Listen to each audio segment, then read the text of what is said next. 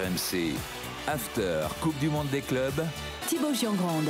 Salut tout le monde, comment ça va? La Coupe du Monde des clubs sur RMC, sur DAZN, vous le savez, comme chaque jour d'ici au lancement de cette compétition. Focus sur l'un des 32 clubs en lice et aujourd'hui, Manchester City. La chute de l'Empire cette saison. Ils se sont écroulés, les Citizens. Ils ont perdu leur titre en PL, sortis dès les barrages de Ligue des Champions. Pourquoi ça n'a pas marché cette saison? Qui est le joueur à suivre dans ce mondial des clubs? On en débat aujourd'hui, évidemment, avec notre drôle de dame anglaise, Julien Laurent. Salut Julien. Salut Thibaut, salut à tous. Alors je le précise Julien, on enregistre 5 jours après la victoire du PSG en Ligue des Champions. Petite parenthèse quand même, comment ça va Julien là, en quelques secondes? T'es redescendu ou tu fais ce podcast en lévitation juste pour prévenir nos auditeurs et téléspectateurs? Tout à fait en lévitation, je suis encore bien dans les nuages. Tous les gens qui me félicitent dans la rue, dans le métro, je les embrasse. Enfin, c'est du grand n'importe quoi. Je suis encore sous alors que je vois pas d'alcool, tu vois. Donc, parce que les gens ont raison de te féliciter, parce que c'est vraiment en grande partie grâce à toi, c'est clair. Rémi Dumont est là, journaliste RMC Sport. Salut Rémi. Salut tout le monde. Toi, t'es redescendu beaucoup plus vite, je crois. Ouais. T'es jamais vraiment monté. Jamais monté en fait. C'est ça, ouais, exactement. Bon, autre équipe à être redescendue fort cette saison, bien sûr, c'est Manchester City. J'ai fait le récap de la saison. 3e de Première Ligue au final, 13 points de Liverpool. Barragiste seulement de Ligue des Champions, éliminé par le Real Madrid. Ce dernier match, cette dernière défaite en finale de la Cup face à Crystal Palace. On est d'accord, les gars, que personne ne s'attendait à une telle saison. C'était vraiment pas du tout dans les plans, Julien. non, pas du tout. C'est vrai, tu as raison, pas du tout. On ne s'attendait pas à ce qu'il y ait une chute aussi importante des résultats déjà, du niveau de football produit aussi, du niveau du jeu produit. On ne pensait pas qu'une équipe pareille serait capable de s'effondrer complètement et de perdre tous ses repères et de plus trop savoir finalement quoi faire, où elle en était, avec quelles ressources, comme on l'a vu entre octobre et décembre quasiment, où ils ont eu cette période assez incroyable, je crois, de 15 matchs où ils ne mettaient plus un pied devant l'autre. Ça n'arrive jamais finalement aux grandes équipes, ça arrive aux petites équipes, ça arrive aux équipes moyennes, peut-être quand tu as un joueur clé qui est blessé, un entraîneur qui s'en va ou quelque chose comme ça, mais les grandes équipes, jamais les grandes équipes, elles restent des si longues périodes sans gagner ou sans bien jouer, sans convaincre. Et ça a été leur cas pourtant. Guardiola n'a jamais su trouver les solutions, les joueurs non plus. Et au final, ils ont été complètement perdus. Rémi, inimaginable non plus pour toi? Non, parce que je trouve que quand tu reviens au début de saison, il y a des transferts, enfin il y a des recrues.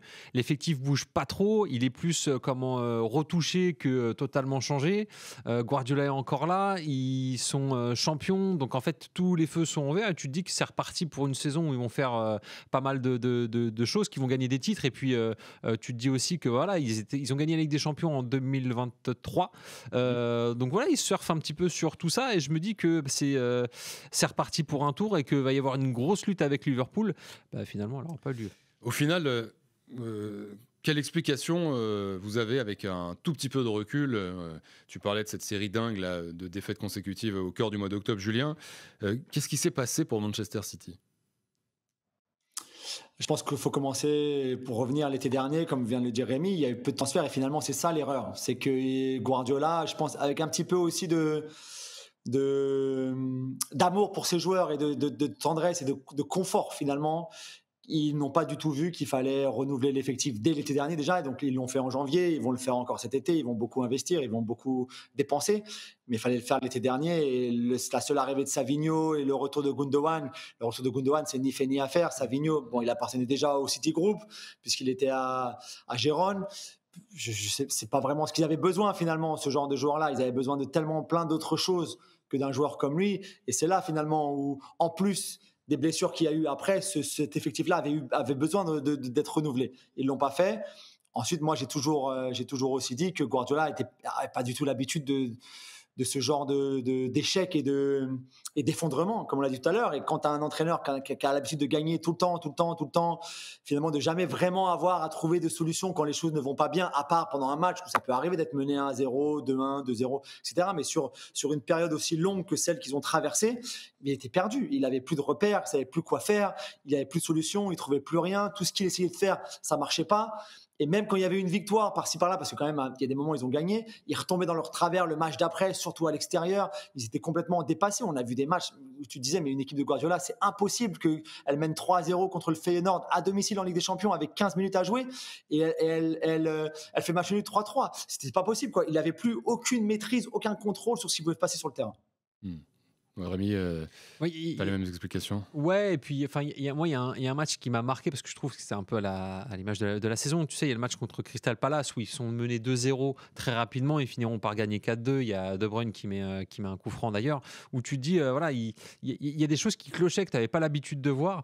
Et comme disait juste, c'est-à-dire que tu as l'impression que c'était une équipe pendant un moment qui jouait limite le maintien alors qu'ils ne sont pas programmés du tout pour ça. Donc forcément, ça donne des situations un peu loufoques où tu te demandes comment les joueurs réagissent. Ils sont pas habitués à jouer avec entre guillemets cette pression-là, la pression, tu sais, du résultat, mais tu vois, de jouer pour ne pas perdre, alors qu'habituellement ils jouent tout le temps pour gagner. Et c'est ça qui, je trouve, étonnant de la part de City. Après, je me dis aussi, quand je disais tout à l'heure qu'il y a eu très peu de retouches, c'est généralement, voilà, quand tu fais très peu de retouches, c'est que ton équipe va bien. Mais effectivement, comme le dit Julien, ils n'ont pas réoxygéné l'effectif, ce qui fait que derrière, tu as une sorte de routine qui peut s'installer. Et forcément, quand il y a un petit accro, tout s'enchaîne derrière. Dans quelques instants, chacun va donner son joueur de la saison, le joueur à suivre, qui est le hype pour cette Coupe du Monde des clubs. Mais avant, là, puisqu'on analyse la saison de City, je voudrais que vous me donniez, Rémi, Julien, un ou plusieurs joueurs qui symbolisent en fait la saison ratée de City pour le coup. Bon, il y en a qui viennent assez vite. Il y a du De Bruyne, t'en parlais, mais il y a eu les relations avec Guardiola. Qui pour vous symbolise l'échec de City cette saison, Julien? Moi, je vais prendre De Bruyne, pas simplement parce que l'échec, c'est pour lui, parce que c'est sa dernière saison et que c'était triste déjà de le voir partir alors que lui voulait rester. C'est le club qui a décidé de ne pas prolonger son contrat. Alors, on peut peut-être le comprendre parce qu'il a 32 ans maintenant et que les 2 dernières saisons ont été très compliquées avec les blessures. Et c'est vrai et que son niveau a baissé naturellement. C'est vrai aussi pour un joueur comme lui qui a besoin vraiment d'être à 100% pour bien performer. C'était compliqué, je le comprends.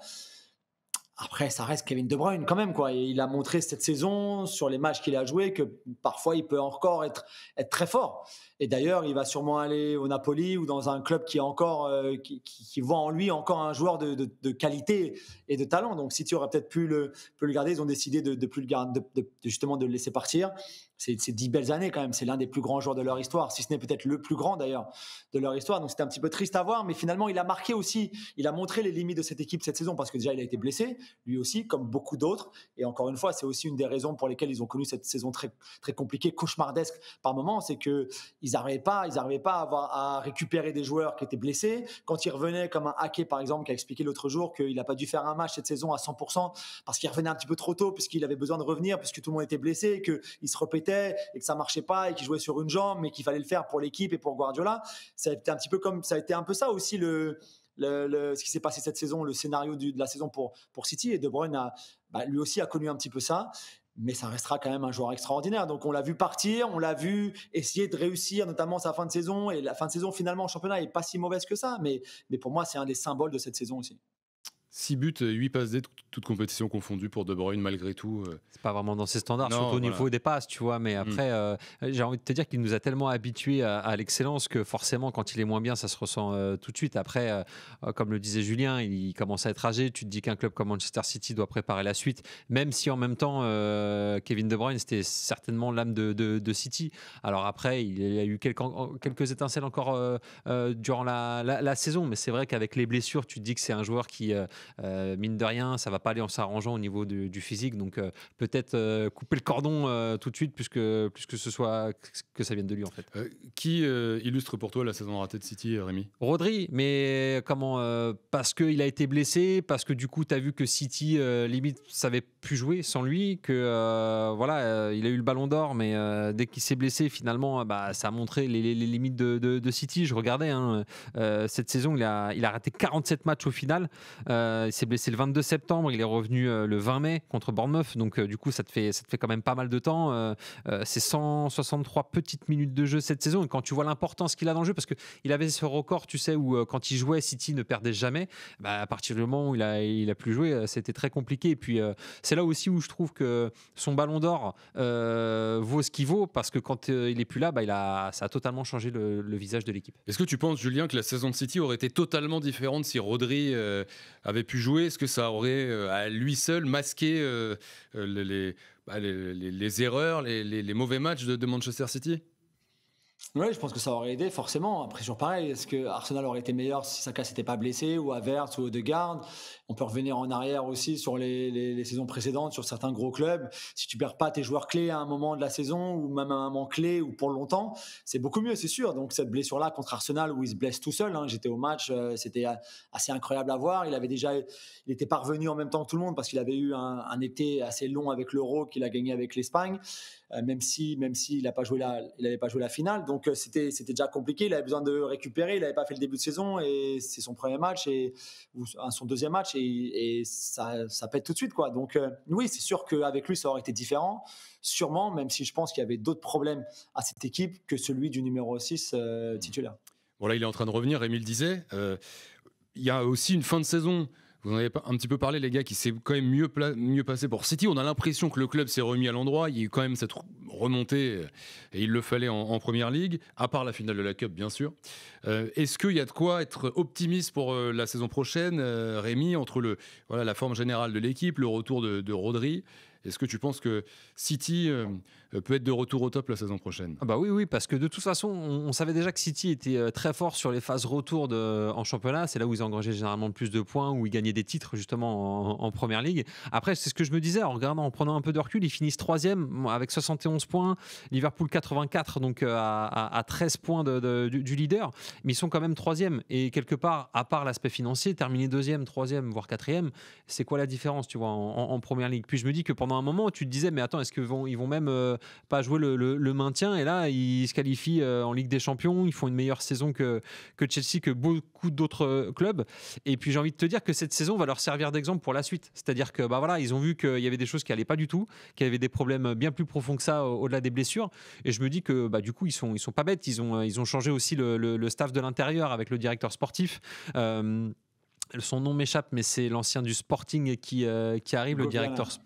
Comment Oui, Hugo Viana, ouais, exactement. Hugo Viana, et quand tu vois le recrutement qu'ils sont potentiellement en train de faire, tu te dis qu'ils vont réinjecter du sang neuf, et en plus, ils vont réinjecter avec des joueurs qui vont normalement durer très longtemps à City. Quels sont les plans cet été pour City? Julien Laurens nous explique tout dans un tout petit instant. Petite pause très courte dans cet after Coupe du Monde des clubs consacré à Manchester City. Justement, on va se projeter après sur la Coupe du Monde. Le joueur qui hype l'after dans cet épisode, c'est juste après ça.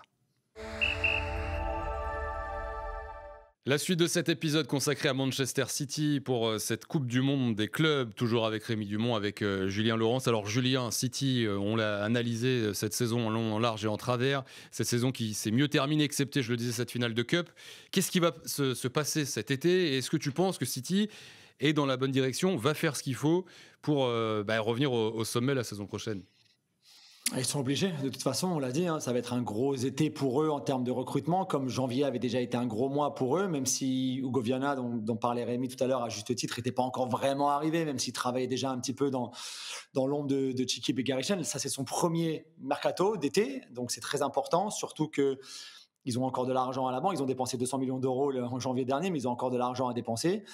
Et donc, ils vont le dépenser. Ils vont le dépenser. Au moment où on enregistre cet épisode-là, on sait que Ryan Aït-Nouri va arriver. Il va avoir en fin de semaine il va passer sa visite médicale en fin de semaine. Pareil pour Tijani Reinders du Milan. Donc déjà, c'est deux postes dont ils avaient vraiment besoin de se renforcer, sur lesquels ils avaient besoin de se renforcer. Reinders pour un milieu de terrain avec de l'énergie, parce que c'est vraiment ce qui manquait. On aime beaucoup Kovacic, on aime beaucoup Gundogan, on aime beaucoup Nico Gonzalez, on aime beaucoup tout ce que vous voulez, mais il fallait quelqu'un qui puisse avoir cette puissance, notamment avec ballon, qui puisse casser les lignes avec le ballon, se projeter vers l'avant, qui ait cette énergie-là aussi sans ballon. Et Reinders, c'est parfait pour ça. Alors après, à Guardiola de le mettre dans les meilleures dispositions. Il peut jouer en double pivot, mais il sera toujours meilleur dans un milieu à 3 par exemple, ou un peu plus haut sur le terrain. Donc ça pourra créer un petit peu d'embouteillage parce qu'il y a d'autres joueurs qui vont vouloir jouer dans cette zone-là aussi. Et pour Ait Nouri, qui a fait une très très bonne saison encore à Wolverhampton, c'est pas sa première saison, il est très très bon depuis qu'il est à Wolverhampton de toute façon. Sur ce côté gauche, ça te permet de remettre Gvardiol dans l'axe en défenseur central et d'avoir Ait Nouri qui est un arrière gauche très offensif bien sûr, qui te permet d'avoir tout le contrôle que Guardiola veut sur ce côté gauche. C'est parfait. En attendant peut-être des Ryan Cherki, en attendant peut-être d'autres joueurs à d'autres positions aussi. Je précise qu'on enregistre le jeudi 5 juin, voilà où on en est dans cette période de transfert, et que tu t'es penché sur l'arrivée d'Ait Nouri, Rémi. Oui, en regardant, parce que d'ailleurs, on est le 5 juin, demain on sera le 6, donc par évidence, et ce sera l'anniversaire d'Ait Nouri qui fêtera ses 24 ans. Mais, donc il pourrait se faire un propre cadeau d'anniversaire en signant à Manchester City. Mais au-delà de ça, je regardais ses stats. Déjà, c'est l'une des saisons les plus accomplies qu'il fait en Première Ligue, parce que ça fait un certain temps qu'il est à Wolverhampton. Avant, il était à Angers. 41 matchs, 5 buts, 7 passes décisives. Et en Première Ligue, parce que là, c'est sur toute compétition confondue, mais c'est le défenseur le plus décisif du championnat cette saison. Il était 11 fois décisif, que ce soit entre les buts et les passes. Et puis, surtout par rapport à son expérience et puis sa façon de jouer, parce que à Wolverhampton, il joue en piston, c'est un latéral gauche, mais qui peut aussi jouer ailier gauche. Donc piston, enfin ce que je veux dire par là, c'est qu'il est vraiment Pep Guardiola compatible, et j'ai hâte de voir ce que Guardiola va en faire, parce que pour moi c'est un latéral sous-coté. Vraiment, quand tu vois ses perfs avec Wolverhampton, c'est vraiment un joueur intéressant, et le fait qu'il aille dans un grand club, voir ce que ça donne du coup avec l'exposition et la pression que ça comprend, mais voir surtout son talent enfin exposé. Tu parlais de Guardiola justement, et pour conclure sur l'année prochaine, Julien, est-ce que, si je te demande de te mouiller un peu, tu es optimiste pour City? Est-ce que tu crois encore à Guardiola pour, au-delà de relever cette équipe, pour redevenir le grand City de Guardiola? Ouais, j'attends de voir un petit peu. Il faudra changer la façon de jouer, le style de jeu. Ça, c'est inévitable. On en a déjà parlé souvent dans la saison, dans l'after. Parce que aujourd'hui, ça va beaucoup plus vite vers l'avant. Il y a beaucoup plus de verticalité que Guardiola et son style à lui, qui est un style fantastique, qui a révolutionné le jeu. Il n'y a aucun doute là-dessus. Que tout le monde a voulu copier, que tout le monde a essayé de copier d'ailleurs. Mais aujourd'hui, je pense, n'est plus vraiment adapté à la Première Ligue actuelle, mais voire même à la Champions League actuelle, et qu'il lui faut plus de cette verticalité-là, dont beaucoup d'équipes commencent à vraiment développer. Donc ce sera vraiment intéressant, d'où les recrues Ait Nouri, Reinders, probablement Cherki aussi, parce que c'est ça t'offre cette verticalité d'aller plus vers l'avant. Donc c'est à lui de changer aussi, de s'adapter, et je pense qu'il va le faire, j'espère qu'il va le faire. Mais forcément, ils vont dépenser 250 millions d'euros cet été. Donc s'ils ne sont pas meilleurs avec tout cet argent dépensé comme il avait fait en janvier dernier, là on ne peut plus rien faire pour eux. T'es optimiste aussi, Rémi, ou t'attends de voir comme Julien? Ouais, parce que comme dit Jus, ça va devoir changer de façon de jouer, et de toute façon, en perdant Kevin De Bruyne, ils seront obligés de s'adapter. Alors, est-ce que du coup, avec Reinders et Rodri, ça va fonctionner? Moi, j'ai hâte de voir. Avec les recrues Ait Nouri, justement, ça pareil, ça me chauffe bien. Et puis même, il y a un moment où, en termes d'ego, j'ai l'impression que City nous en doivent une cette saison, tu vois, enfin la saison à venir, parce que vu la saison qu'ils viennent de faire, j'ai entendu parler qu'ils t'en devaient une. Ouais, surtout, tu vois, à moi en plus, parce que voilà, évidemment. Mais non, mais tu vois, quand tu es un compétiteur, je pense que tu te dois à un moment de montrer que tu n'as rien perdu, que tu es toujours au top. Et du coup, je pense que la saison qui va arriver, et à commencer par la Coupe du Monde des clubs, ce sera le cas. La passe D de Rémi Dumont, cette Coupe du Monde des clubs, quelle ambition, on va en parler dans un instant. City qui est dans le groupe de Wydad, d'Al-Ain et de la Juventus, début de la compète face à Wydad le 18 juin. Je vais vous demander, Rémi, Julien, votre hype, le joueur que vous avez envie de suivre particulièrement, que vous allez regarder en particulier à City sur cette Coupe du Monde des clubs, Rémi. Il n'a pas encore signé, parce qu'encore une fois, on est le 5 juin, mais c'est Ryan Cherki. Si jamais il vient signer là-bas à City, visiblement, c'est ce qui devrait se passer. Ouais. J'ai hâte de voir, parce que c'est un joueur qui peut évoluer à plusieurs postes. C'est un joueur Guardiola compatible, parce qu'il sait faire plein de choses. Il est technique, il devient de plus en plus physique et athlétique. Et voilà, quand on voit en plus sa saison, rappelez que quand même, il est meilleur passeur avec 12 passes, avec 20 passes décisives, toutes compétitions confondues cette saison. Il est le meilleur passeur en Ligue 1 et le meilleur passeur en Europa League, alors que son parcours s'arrêtait en quart de finale contre Manchester United. Déjà, ça pose les bases du joueur, et puis il vient d'être appelé en équipe de France. Alors à voir ce que ça va donner, parce que voilà, on enregistre le 5 juin encore une fois, mais dans la façon de faire jouer, dans la façon de polir un joueur, j'ai hâte de voir ce que ça va donner avec Pep Guardiola. Cherki sous Guardiola, s'il a signé, Julien, c'est compatible totalement? Ouais, ça va être génial à voir. Je pense qu'il va le faire progresser en plus. Je pense que, comme l'a dit Rémi, il te permet d'avoir plein d'options. Tu peux le faire jouer sur un côté, même si je pense que son meilleur poste, c'est en numéro 10, comme il l'a dit aussi récemment dans une interview donnée à un journal français. Donc, tu peux le faire jouer un peu partout. Tu peux même le faire jouer en faux neuf si tu as envie, si Haaland n'est pas là, si tu veux mettre Marmouche sur un côté. Tu peux faire plein de choses avec Ryan. Donc, oui, je pense que ça va se faire. Je pense qu'à ce prix-là, en plus, au prix demandé par Lyon, les Anglais disent C'est no donné. brainer. Tu vois, ouais, n'hésite même pas, quoi. Vas-y, tout le monde devrait y aller pour Ryan Cherki. Donc oui, je pense que ça va se faire. Si lui a envie d'y aller, parce qu'il va avoir d'autres offres, il pourra peut-être choisir un autre club, un autre projet que celui de City. Et cette reconstruction dont on parle depuis tout à l'heure, qui sera pas facile non plus. Surtout s'il y a ce changement de style de jeu que Guardiola doit effectuer. Donc ce sera pas facile, mais je pense qu'il a tout pour réussir là-bas. Et surtout après une saison comme il a faite, ça va être génial. Donc oui, je comprends tout à fait Rémi qui soit hype sur Cherki.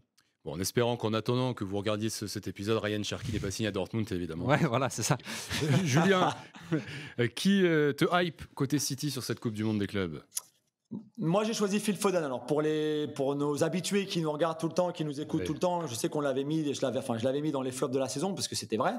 Mais j'ai envie de voir un bel été pour Phil Foden. Donc, j'ai envie de le voir. J'ai envie que cette Coupe du Monde des clubs-là, ce soit un peu sa résurrection qui sorte du trou où il a été toute cette saison quasiment, parce que ça a été très, très compliqué pour eux, à part, on l'avait dit dans l'émission précédente, mais que ces petits 2 ou 3 matchs qu'il a eu d'affilée où il avait marqué un petit peu en championnat, quand on voit les stats qui s'affichent maintenant, c'est vrai que pour un joueur de son talent et en considérant la saison qu'il avait faite précédemment où il était le meilleur joueur du pays de Première Ligue, mais de loin en plus, c'est triste. Donc voilà, j'ai envie que ce soit un bel été pour lui, j'ai envie qu'il se reprenne, qu'il se remette à niveau, et pour ça, la Coupe du Monde des clubs, c'est parfait parce que tu vas avoir d'abord pour commencer, tu l'as dit dans le groupe Thibaut, il va y avoir des matchs où tu pourras très bien pouvoir reprendre le rythme.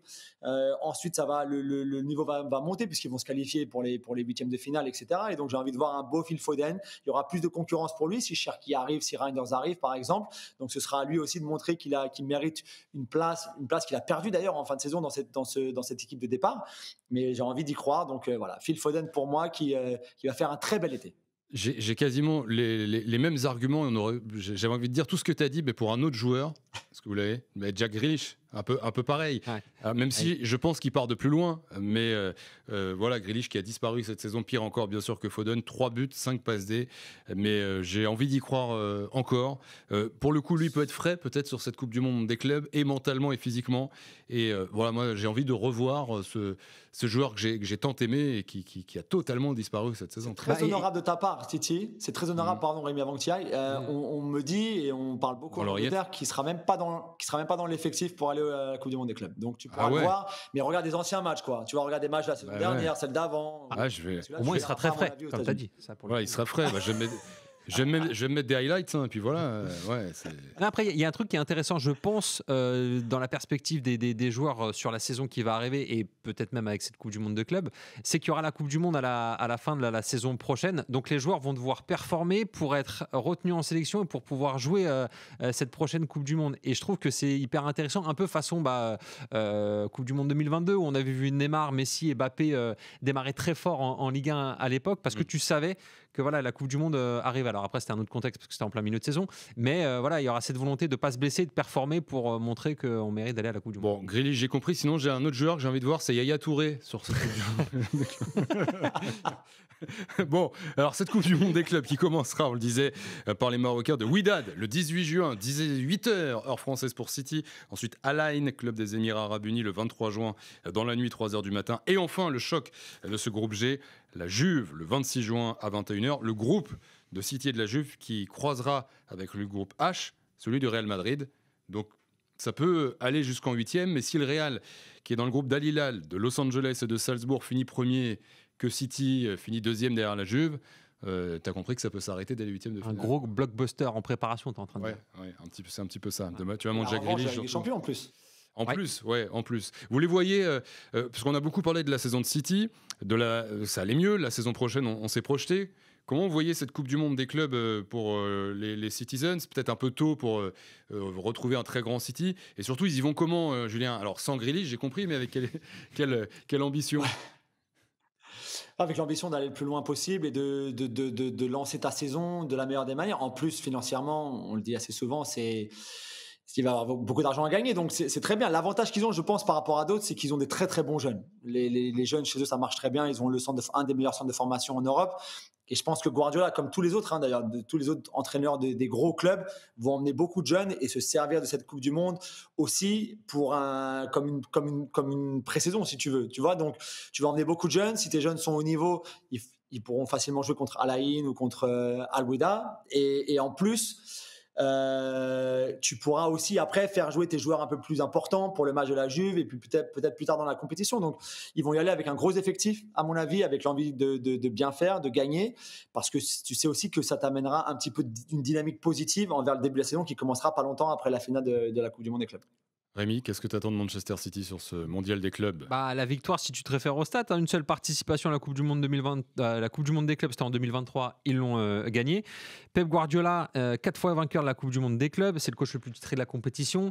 Ils sont premiers au classement UEFA. Manchester City, bon alors ça c'est les stats, mais voilà, pour moi ça fait partie des favoris. Et puis c'est l'occasion de soit terminer la saison en beauté, soit de la commencer en beauté avec un trophée. Rendez-vous le 18 juin 18h face à Wydad pour l'entrée en liste de Manchester City dans ce mondial des clubs qui est à suivre, vous le savez, à la radio sur RMC et en vidéo sur DAZN. Merci beaucoup Rémi, merci Julien. Bonne Coupe du Monde des clubs à vous. Merci, les gars. Merci à vous d'être là fidèles à tous ces podcasts de l'After à retrouver en audio sur toutes les plateformes habituelles, en vidéo sur YouTube, la chaîne de l'After ou sur l'Afterfoot TV. Ciao.